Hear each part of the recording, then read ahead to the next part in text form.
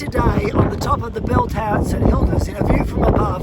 It's a very windy day, so we're actually going downstairs. Well, it's a wild and windy day up on the top of the bell tower, so we are taking shelter down here. And in today's view from on high, we're looking at the fifth principle from the book of Ephesians that helps us make sense of all that's going on in our world. And you might remember we saw how God has a plan, that he has a purpose for us in that plan, and how he's given us a promise to fulfill that purpose. And so we live to the praise of God's glory. One more principle from Ephesians chapter 2, verse 14.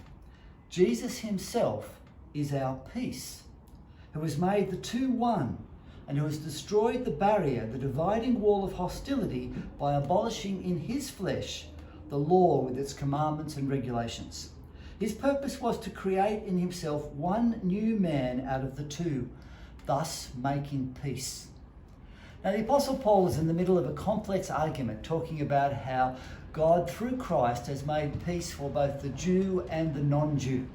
But what I want you to focus on today is that great principle that Jesus himself is our peace.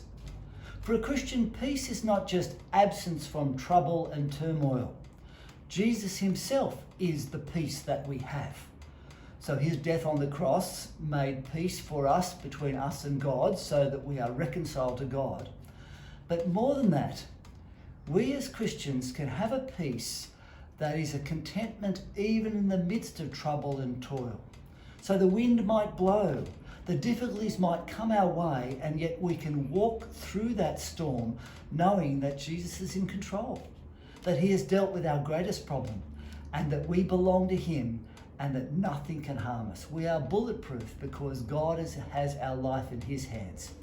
And so can I encourage you to know that peace that passes all understanding today, to be content in that peace, and know that the Lord loves you and will watch over you.